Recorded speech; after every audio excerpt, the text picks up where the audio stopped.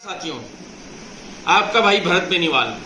ये video special मेरे CHO साथियों के लिए है, मेरे उन सीएचओ साथियों के लिए जिन्हें मैंने शुरू से लेके आगे तक लगातार आज भी इस तरह से तैयार किया था कि सारे के सारे साथी लोग क्रांतिवीर की तरह लड़ाई लड़ने वाले हों और क्रांति वीरांगनाएं इसमें थी। साथियों, उसके बावजूद भी कुछ साथी लोग डर गए और डर के साइन कर दिए थे प्राइवेट कॉलेजेस में। जो परफॉर्मा था बोर्डिंग और लॉजिंग का, उसमें साइन कर दिए थे। और भरत बेनीवाल वो इंसान था जिसने चिल्ला चिल्ला के कहा था कि आप लोग साइन मत कीजिए, मत करना साथियों, मत करना। खूब चिल्ला चिल्लाए और मैंने कहा था कुछ भी ये तुम्हारा बाल भी बांका नहीं कर सकते। ये भी मैंने साफ साफ कहा था साथियों। ये वीडियो मेरा तमाम मुद्दों को लेके है, सारे मुद्दे जो सीएचओ से संबंधित चल रहे हैं। साथियों, इतना कड़ा संघर्ष हम लोगों ने किया, इतनी मेहनत मैंने की इस मामले में कि प्राइवेट कॉलेजेस के पास फंड जाने से रोकना है तो रोकना है। उसके बावजूद भी 10,000 का आदेश आप लोगों के लिए करवा लाया कि भी साइन कर दिए। उनके लिए कम से कम था मन की मेरा 30,000 तो मैं करवा के लाऊं, लेकिन फिर भी 10,000 तो मैं करवा ही लाया। और राजस्थान सरकार ने स्पष्ट साफ शब्दों में शुरुआत में ये कह दिया था कि हम 1 रुपया भी किसी भी सीएचओ के ब्रिज कोर्स करने वाले सीएचओ को, चयनित सीएचओ को नहीं देंगे, क्योंकि हम अपने हिसाब से अपनी व्यवस्था करेंगे। हम हॉस्टल उपलब्ध कराएंगे, रहना है तो रहो, नहीं रहना है तो मत रहो। साफ साफ इन लोगों ने ये कहा था। और राजस्थान सरकार ने किसी भी तरीके से, चाहे बहाना बना के, चाहे तुम लोगों का पैसा पूरा हड़पने का प्रयास उस वक्त किया था चिकित्सा विभाग ने। ये इसमें कोई दो राय नहीं है, आप सभी को पता है ये बात। और साथियों, हमें कोई उम्मीद नहीं थी कि 1 रुपया भी ये लोग देंगे, क्योंकि जिस तरह के हालात इन्होंने जो जवाब दिए गए थे शुरू में, काफी साथी लोग मिलने गए थे। पहली बात तो कोई जाता ही नहीं था। जो कुछ एक लोग नेतागिरी करते हैं, झूठी फर्जी नेतागिरी करते हैं, जिनको यूनियन चाहिए 2-1 को, उनको तो उन्होंने तो खुद साइन कर दिए। और एक ऐसा है कि जो आज तक कभी ब्रिज कोर्स वालों के लिए आया ही नहीं, क्योंकि उसकी सीसीएच कंप्लीट थी, वो कभी उसने संभाला ही नहीं ब्रिज कोर्स वालों को। वो तो ये चाह रहे थे कि पहले ही यूनियन बन जाए तो मैं पता नहीं सर्वा बन जाऊं, नीचे वाले जो है बाद में आते रहेंगे, तो पहले ही बन के बैठ जाओ कुछ ना कुछ, इसलिए यूनियन चाहिए। साथियों, मतलब मुझे ये समझ नहीं आता, जो राजश्री वाला मामला हुआ आज, मुझे बहुत दुख हो रहा है। सभी कॉलेजेस, जितनी कॉलेजेस थी, 8-9 कॉलेजेस ने इस तरह से फंड क्लियर करवाया अपना, और अपनी अप्रोच लगा के उन्होंने करवाया, तो उसका हर्जाना तो उनको भुगतना पड़ेगा। उनकी जो हालत मैं करने वाला हूं वो जीवन में याद रखेंगे साथियों, जीवन में। लेकिन जिन बच्चों ने साइन नहीं किए, उनकी गारंटी मैं दे रहा हूं, चाहे कहीं से भी किसी भी तरीके से पैसे दिलाऊंगा, आरयूएचएस को देने पड़ेंगे अगर गलती से हो गया हो किसी का भी। तो पहले तो हम उनके अकाउंट नंबर चेक करा रहे हैं कि जिन्होंने साइन नहीं किए हैं, 100% है कि एक का भी पैसा उनके पास नहीं गया है। लेकिन फिर भी आज अकाउंट डिटेल्स मैंने मंगवा लिए, और 6 से 7 कॉलेजेस ऐसी हैं जिनमें से कुछ एक के फंड गए हैं, लेकिन अभी हमने पता करवाया। एक बार पूरी डाटा क्लियर हो जाए कि किस किस कॉलेजेस ने अप्रोच लगा के करवाया गया है। साथियों, प्राइवेट कॉलेज का जो फंड का मामला है, ये मैं बता दूं आपको, इसमें 7-8 कॉलेजेस का फंड गया है, 10 कॉलेजेस का चला गया होगा, मुझे नहीं पता। लेकिन 1 रुपया फूटी कोडी क्या होती है, जिन कॉलेजों ने दादागिरी की है, मैं आपको गारंटी दे रहा हूं, मैं उनके वो असर करूंगा तो जीवन में ये लोग याद रखेंगे। ये भरत बेनीवाल की दहाड़ है और अंतर्मन की आवाज है साथियों, क्योंकि मैंने इसके लिए बहुत बड़ी लड़ाई लड़ी है। और प्राइवेट कॉलेजेस को और गवर्नमेंट कॉलेज को फंड दिलाने के लिए मैंने ऑब्जेक्टिव तक करवा डाला कि भाई किसी तरह से इनको फेल नहीं कर देंगे, इंटरनल मार्क्स कम भी भेज देंगे तो ये ऑब्जेक्टिव में किसी भी तरह से अच्छे से पास हो जाएंगे। साथियों, इतना भयंकर संघर्ष आपके लिए कोई नहीं कर सकता। शुरू से लेके कोविड के अंदर जब घर से कोई निकलता था, इस भर्ती को मैंने इतने अंजाम तक पहुंचाया। पूरे राजस्थान में हमारे चिकित्सा विभाग की भर्तियों को छोड़ के एक भी भर्ती साथियों अब तक रीट के लिए भी आज जाके आया हूं अभी अजमेर, और अजमेर से अभी पहुंचा हूं। आते ही मैंने वीडियो डाला क्योंकि मैंने राजश्री वाले साथियों की प्रॉब्लम देखी, और राजश्री वाले जो डायरेक्टर साहब है वो तुरंत प्रभाव से, या तो अभी मेरी वीडियो सुन रहे होंगे, 100% सारी कॉलेजेस वाले मेरा वीडियो देखते हैं। खुली चुनौती है आपको, अगर इनमें दम है ना, तो किसी भी युवा साथी का पैसा खा के दिखा देना आप। नहीं तो जो हस्र करूंगा वो जीवन में याद रखेंगे ये लोग। चाहे कोर्ट जाना पड़े, चाहे मेरे को थानों में जाना पड़े, चाहे मुझे एनएचएम की घेराबंदी करनी पड़े, चाहे मुझे स्वास्थ्य विभाग की करनी पड़े, चाहे मुझे दिल्ली तक जाना पड़े, लेकिन मैं जो हालत करूंगा, क्योंकि आपको लगता है कि ये रुपए खा जाएंगे, दिमाग से उतार देना। मैं बताता हूं कि कैसे 60 सीटें किसने दी आपको, किस आधार पर राजश्री को 60 सीटें दी गई सीएचओ के लिए। क्यों? ऐसा क्या था राजश्री कॉलेज में, क्या दूसरी कॉलेजों में नहीं था? और बीएससी नर्सिंग के साथ जब सीसीएच जुड़ चुका है तो गवर्नमेंट कॉलेजेस जितनी भी है उनके अंदर बीएससी नर्सिंग के साथ सीसीएच था, उसके बावजूद उनमें 30 सीटें दी गई और बाहर की प्राइवेट कॉलेजों में 60 सीटें दी गई। क्यों दी गई? किससे पूछ के दी गई? साफ साफ भ्रष्टाचार का मामला है। और मैं बताऊंगा राजस्थान सरकार को कि क्या होती है दादागिरी और क्या होती है भरत बेनीवाल के सामने भ्रष्टाचार करने वालों की हालत। मैं बताऊंगा आप लोगों को। माननीय चिकित्सा मंत्री जी, माननीय मुख्यमंत्री जी, अब तक माननीय हो आप हमारे लिए। अगर इस मामले का समाधान नहीं हुआ तो भरत बेनीवाल बताएगा कि तांडव किसको कहते हैं। बहुत दिनों से मैंने ये नहीं कहा कि भी तांडव मचा देंगे, और मैं आज आपको कह रहा हूं तांडव मचा देंगे, और ऐसा तांडव मचाएंगे जो जीवन में याद रखेंगे। कौन सी चीज रोकोगे? गाइडलाइन है, गाइडलाइन तुमने ऐसे जारी की, जबरदस्ती हमने राजनीतियां कर रहे हैं, उसमें जो अदर कैडर वाले लोग हैं वो राजनीतियां करके फिर रहे हैं। भारत सरकार के अकॉर्डिंग गाइडलाइन कैसे नहीं डालते हो आप? कैसे नहीं डालोगे आप? डालनी पड़ेंगे आपको, संशोधन करना पड़ेगा छोटा मोटा जो भी है इसके अंदर। और रही बात एक मुद्दे पे, मैं सोच रहा था प्यार से तरीके से काम कर दोगे, लेकिन लातों के भूत बातों से नहीं मानते हैं, इनको लात ही पड़ती है तभी मानते हैं। और प्राइवेट कॉलेजेस की वजह से अगर आपकी सरकार को कोई हानि पहुंचती है तो उसकी जिम्मेदार स्वयं आप होंगे। आप लोगों को वो हसर दिखाएंगे हम, वो हालत करेंगे आप लोगों की जो जिंदगी में याद रखोगे। और एक भी सीएचओ मेरा तंग होता है। मेरे एक भी सीएचओ का पैसा नहीं खाने दूंगा मैं तुम लोगों को। और इसलिए नहीं खाने दूंगा क्योंकि वो रहे नहीं है जब हॉस्टल में, कैसे ले लोगे आप पैसे उनके? और आप लोग जब प्राइवेट कॉलेजेस वाले हैं, क्या तुमने ऐसा क्या स्वार्थ छुपा था तुम्हारा जो इस कोर्स को लेने के लिए तुम भागते फिर रहे थे? किस तरीके से तुम्हारी बिल्डिंग्स कितने स्क्वायर फीट में बनी हुई है? तुम्हारे पास हॉस्पिटल कौन सा है पेरेंटल?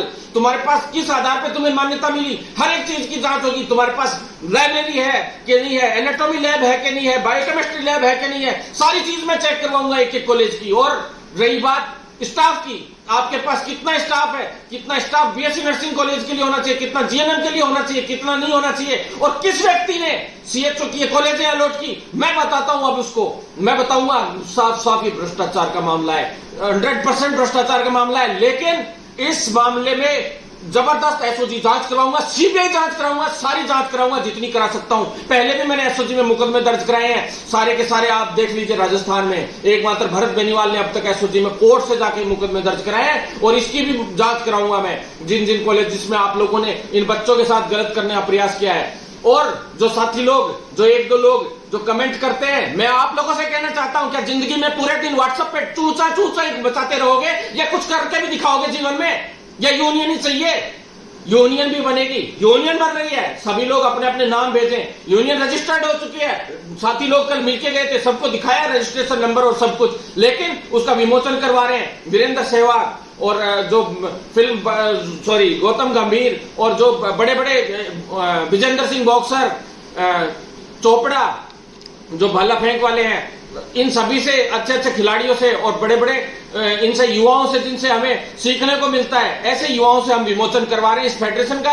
ये फेडरेशन वाला काम भी कर रहे हैं, और पूरा का पूरा काम कंप्लीट हो चुका है। और इंडिया की, मैंने पहले भी कहा था आपको, आज भी कह रहा हूं, सबसे बड़ी फेडरेशन बनने जा रही है। और इतना बड़ा भव्य प्रोग्राम भी होगा यहाँ पे। सभी साथी लोग हम मिलके एकजुट होकर इस कार्यक्रम को करेंगे, सभी जिलों के। और 4-5 जिलों की हमारी मीटिंग भी हो चुकी है, एक एक जिले की मीटिंग होती जा रही है। आज भी अजमेर गए थे तो मिलने गए थे युवाओं से, कुछ वेटिंग वाले साथियों से मिले थे। वेटिंग वाले साथियों को मैं बता देना चाहता हूं कि फेस्ट वीक के अंदर, सितंबर फेस्ट वीक में हर हाल में परीक्षा करा देंगे, और नहीं तो इनके जो है पट्टे चक देंगे 2 मिनट में। साथियों, बिल्कुल चिंता करने की जरूरत नहीं है, यहाँ तांडव मचेगा। अब बहुत दिन हो गए हैं, बीच में हम शांति से ये थे कि भी हाँ कर देंगे कर देंगे कर देंगे कर देंगे। अभी दिल्ली से जब हम लोग गए थे फंड लेने के लिए, तो फंड लेने के लिए ये नहीं था कि भाई आप लोग प्राइवेट कॉलेजों का इतना वो करोगे।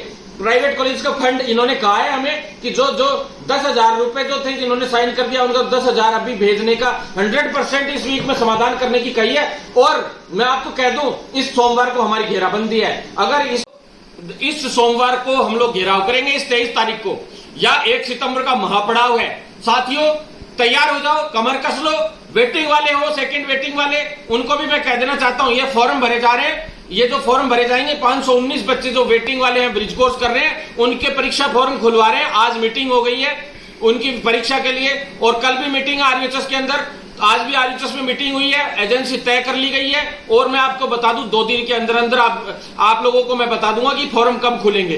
3-4 दिन के अंदर अंदर फॉर्म आप लोगों के खुलने वाले हैं, लास्ट एंड फाइनल। और मतलब इस वीक में 100% आपके फॉर्म खुल जाएंगे वेटिंग वाले साथियों के। और आगे का जो एग्जाम का है वो फर्स्ट वीक सितंबर का फाइनल हो चुका है, लगभग तय हो चुका है।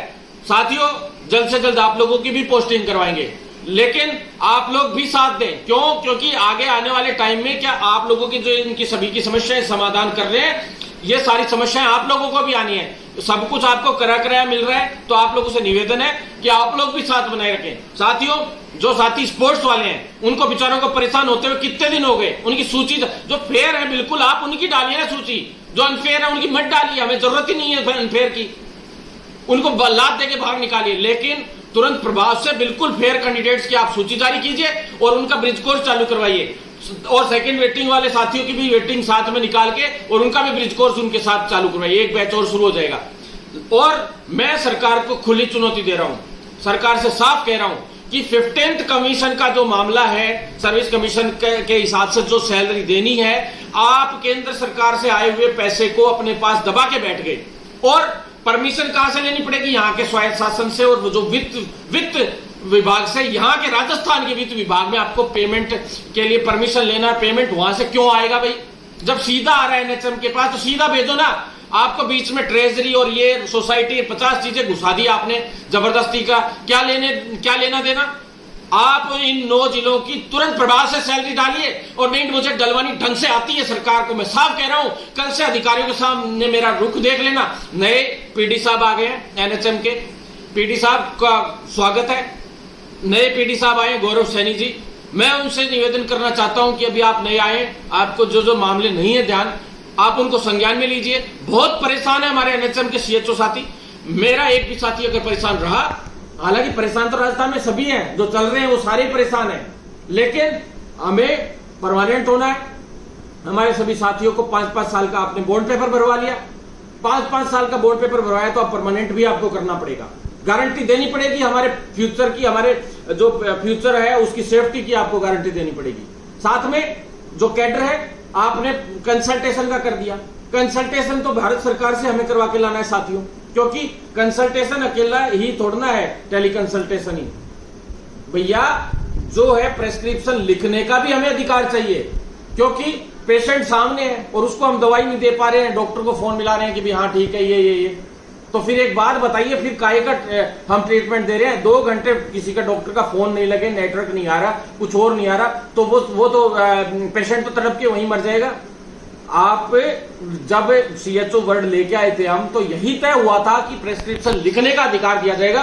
कुछ लोगों ने, कुछ एक ऐसे संगठन थे डॉक्टर्स के, उन्होंने इसका विरोध किया था उस वक्त। तो हमने सोचा था एक बार ये चालू तो हो सिस्टम, और कैसे भी करके उस टाइम 2015-16 में नर्सेस को एज ए जूनियर डॉक्टर बना के हम लोग लेके आए थे, लेकिन उसको मूल रूप हमें अभी देना है साथियों। उस मूल रूप देने के लिए एक बड़ी लड़ाई शुरू हो रही है, उसमें आप लोगों को साथ देना है। लेकिन उससे पहले ये ट्रेनिंग फंड का इशू क्लियर होना चाहिए। और जो साथी लोग ये सोच रहे हैं, जो कुछ साथी लोग, ज्यादातर के तो 50-50 हजार आने हैं, लेकिन कुछ एक कॉलेजेस ने जिन्होंने साइन करवा लिए थे, उनके अकाउंट में जो है कुछ एक के 6-7 कॉलेजों के उनमें से पैसे जाने की सूचना हमें मिली है। उसकी भी कोई शॉर्टी नहीं है, लेकिन राजश्री कॉलेज की सूचना मिली। राजश्री कॉलेज में मामला ये सामने आ रहा है कि भाई मामला क्या सामने आ रहा है, राजश्री कॉलेज के साथियों ने मुझे कभी शिकायत दी नहीं इस मामले में।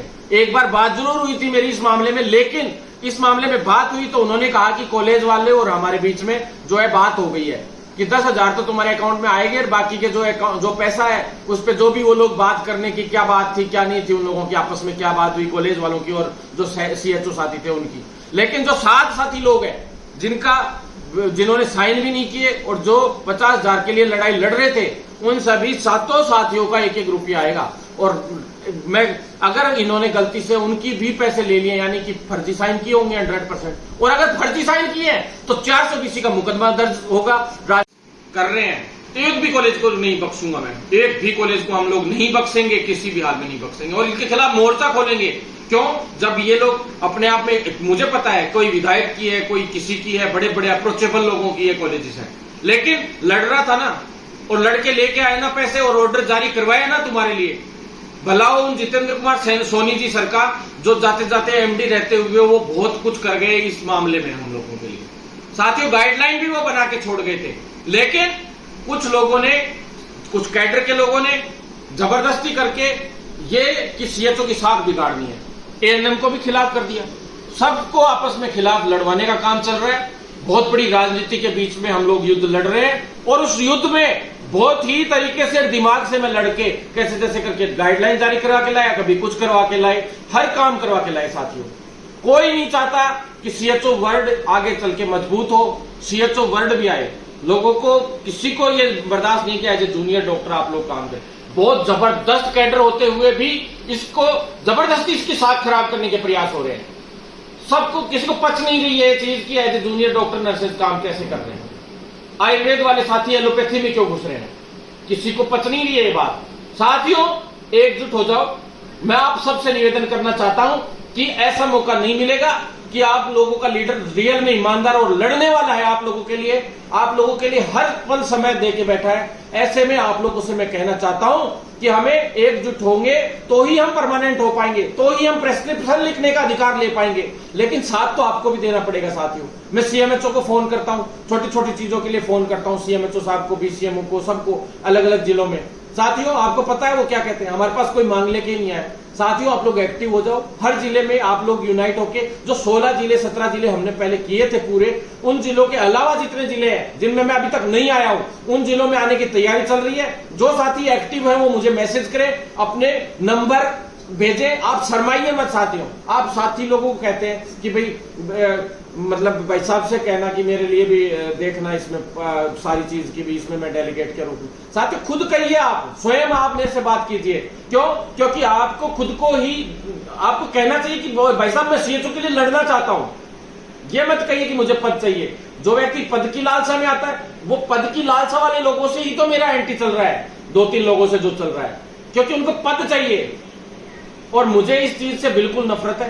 पद, अरे ये कहिए ना कि मैं सीएचओ के लिए लड़ना चाहता हूं। किसी ने नहीं कहा ना, गिने चुने लोगों ने कहा। और मुझे ऐसे ही लोग सही लगते हैं कि जो वास्तव में सीएचओ के लिए कुछ करना चाहते हैं। इस सीएचओ वर्ड के लिए, कम्युनिटी हेल्थ ऑफिसर के लिए कुछ करने की सोचने वाले लोग ही ज्यादा जुड़े, जो जिसको खुद को पद चाहिए, खुद को सेल्फिशनेस चाहिए ना, ऐसे लोगों की हमें भी जरूरत नहीं है, सीएचओ को भी जरूरत नहीं है साथियों। लेकिन हम कह रहे ना, पद आप लोगों को मैं नहीं दूंगा, पद आपके सीएचओ ही देंगे। ये जितने जिलों के सीएचओ हैं वो ही देंगे साथियों, मैं नहीं हूं देने वाला आप लोगों को पद। क्यों?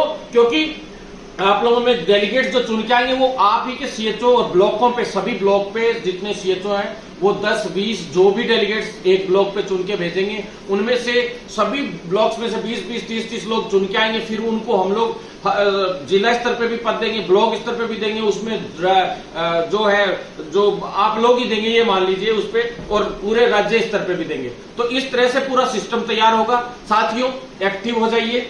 आप इसी तरह से रहेंगे तो बैठे रह जाएंगे। बड़े प्रोग्राम भी हमें करने हैं। हम चाहते हैं कि सीएचओ का एक बहुत बड़ा प्रोग्राम हो, जिसमें बहुत केंद्रीय मंत्री से लेकर राज्य के मंत्री, सीएम और ऊपर तक, बहुत हाई लेवल तक हम लोग सभी को बुलाना चाह रहे हैं। और उसमें हमारी परमानेंट की मांग भी रखना चाह रहे हैं। सारी चीजें हम लोग एक बार प्यार से रखेंगे, उसके बाद एक बड़े आंदोलन के तौर पे रखा जाएगा। लेकिन उससे पहले अगर हमारे ये मुद्दे जो अभी मूल मुद्दे चल रहे हैं, ये सॉल्यूशन नहीं होता है, तो स्वास्थ्य भवन पे तांडव होगा, और ऐसा तांडव होगा जो जिंदगी में याद रखेंगे। और मैं आपको समय और स्थान दोनों बता दूंगा कल या परसों तक। अगर समाधान नहीं होता है तो समय और स्थान आपको बता दिया जाएगा। तांडव की तैयारी कर लो।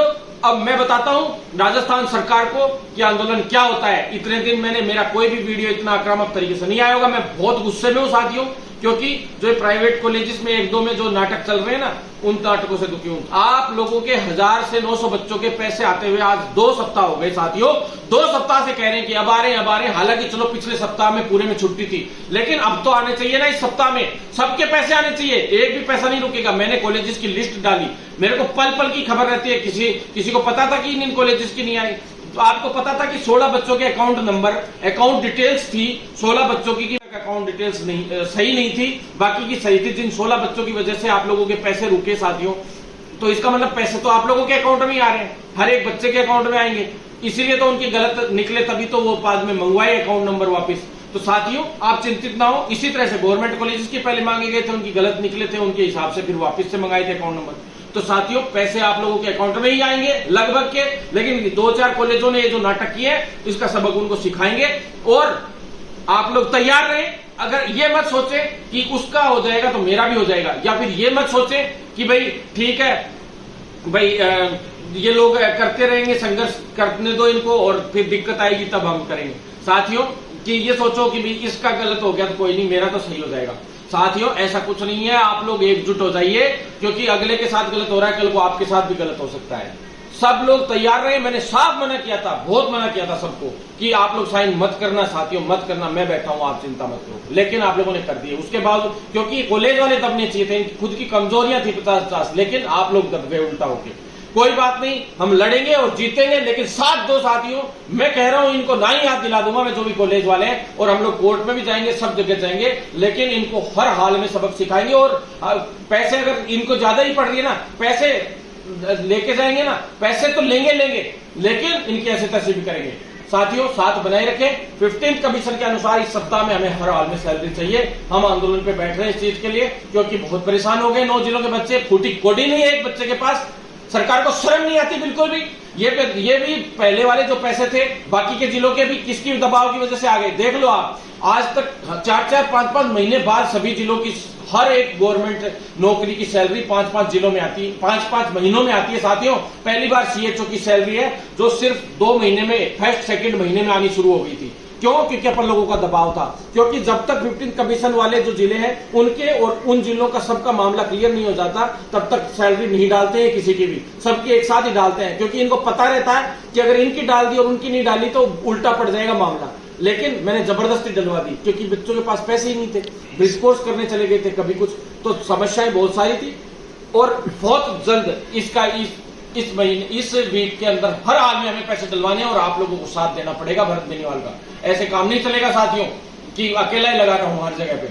जो साथी लोग एक्टिव होकर आते हैं उनको धन्यवाद। और साथियों आप लोगों से निवेदन है कि जितने जूनियर साथी हैं उनको भी बता दो, विज्ञप्ति जारी करवा रहे हैं जल्द से जल्द, तो साथ दें अगली भर्ती के आंदोलन में भी। सभी काम रहते हैं, 50 काम रहते हैं, बिजनेस भी संभालना पड़ता है, सारी चीजें आपको पता है। अगर दूसरे भर्तियों के मुद्दे नहीं उठाते हैं तो वो भी यूं कहते हैं फोन करके, भाई साहब आप भी हमारा भी देखो। और वो तो मैं समय निकाल के अलग से करता हूं। देखो सीधी बात है, मेरे मेडिकल प्रोफेशन के अलावा मैं जो भी है, मेरे को थोड़ा बहुत भी समय मिल जाता है, तब मैं उनको समय दे पाता हूं। लेकिन आप लोगों के लिए मैं जी जान से पूरी आधारित रूप से, क्योंकि मैंने मेरे सीएचओ को गोद ले रखा आपको पता है, और मेरा सीएचओ एक भी परेशान होता है मुझे दुख होता है। साथियों ट्रांसफर की भी मैंने बात रखी थी मंत्री जी के पास, ट्रांसफर के लिए भी उन्होंने बोला था कि हाँ भाई ठीक है, एक बार ये स्थायी वाले ट्रांसफर हो जाए, यानी एएनएम, जीएनएम और इनके ट्रांसफर चल रहे थे अभी, आपको पता है डॉक्टर्स के, उनकी 17 तारीख को यानी कल बंद हो जाएंगे ट्रांसफर। तो 17 तारीख को बंद होने के बाद जो है सीएचओ का वापिस से प्रक्रिया में आएगा सारा मामला, क्योंकि एक बार उनके चक्कर में वो फिक्स समय के लिए खुलते हैं ट्रांसफर, बाद में बंद हो जाते हैं। तो वो काम टाइम 17 को निकल जाए, उसके बाद जो है ट्रांसफर की अपन लोग सभी एकजुट होके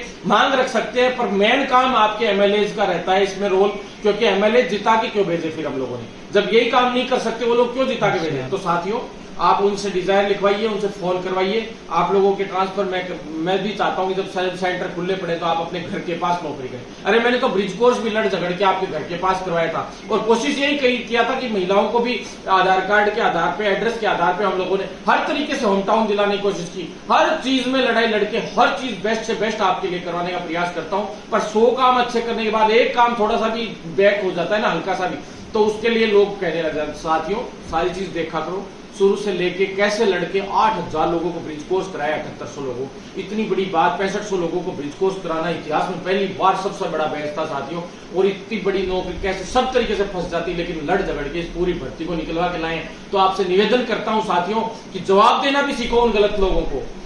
जवाब देते हो तो मुझे खुशी मिलती है, मुझे खुशी जिंदाबाद से नहीं मिलती है, मुझे खुशी असली जिंदाबाद से भी मिलती है, लेकिन है ना खुश होता हूं कि हाँ भाई मेरे को मेरे अवार्ड मिल रहा है मेरे मेहनत का। लेकिन मुझे असली अवार्ड तब मिलता है जब आप ये जो गलत लोग होते हैं, जो 2 कोटि के लोग इकट्ठे 2-4 कमेंट कर देते हैं और उनका जवाब जब देते हो तो मुझे जो मजा आता है ना, मुझे खुशी होती है कि मेरे साथी है मेरे साथ, मुझे डरने की जरूरत नहीं है। तो साथियों तांडव मचा, तैयार हो जाओ, बहुत जबरदस्त आंदोलन करने का वक्त आ गया है, हमें परमानेंट भी होना है। दुष्यंत चौटाला को भी मैं लेके गया था, हरियाणा के उप मुख्यमंत्री जी को से मिलने गया था, तो क्योंकि हरियाणा में जब हमने एक बार कहा और उन्होंने परमानेंट तक का काम कर दिया। सतपाल मलिक जी से मिले थे हम जम्मू कश्मीर में, उन्होंने कर दिया था उस वक्त जब राज्यपाल थे वहां के परमानेंट के हिसाब से, 2 ही राज्यों में अभी तक हुआ है। तो वही काम अब हमने दुष्यंत चौटाला जी को उस दिन इसलिए मिला था कि आप हमारे राजस्थान के मुख्यमंत्री को भी कहिए कि भी 100% CHO परमानेंट होने चाहिए। जब हम कर सकते हैं तो आप क्यों नहीं, ये बोल सकते हैं वो उप मुख्यमंत्री जी दुष्यंत चौटाला जी, क्योंकि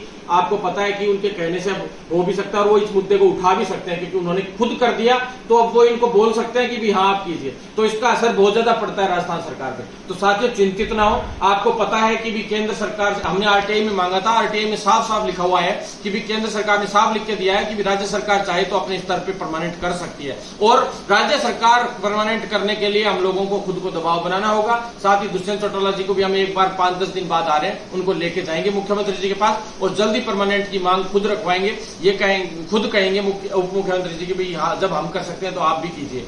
तो इसलिए आप लोग चिंता ना करें, बड़ा आदमी जब बात रखता है तो उसका बहुत बड़ा फर्क होता है, उसकी वैल्यू होती है, और हम लोग इस मुद्दे को भी क्लियर करेंगे, लेकिन पूरी दिमाग और रणनीति के साथ हम लोग चलेंगे, तभी हम जीत पाएंगे। साथियों रणनीति की वजह से ही आज प्राइवेट कॉलेजों का और गवर्नमेंट कॉलेज का फंड आया है और सारे के सारे काम हुए। पोस्टिंग होम टाउन में लगभग 80 से 90% लोगों को मिली है। सब कोशिश यही की है कि भी हाँ बिल्कुल अब ब्लॉक्स में भी लेके आएंगे जल्दी साथियों को, प्रयास करते करते। धन्यवाद साथियों। लेकिन प्राइवेट फंड वाले मामले में और इसमें कमीशन वाले में, 15th कमीशन वाला पेमेंट वाले में, और स्पोर्ट्स हो चाहे बेटिंग वाले हो, सारे मामलों में अब जबरदस्त घेराव होगा। आप लोग तैयारी कर लें साथियों। धन्यवाद। लड़ेंगे और जीतेंगे। सत्यमेव जयते।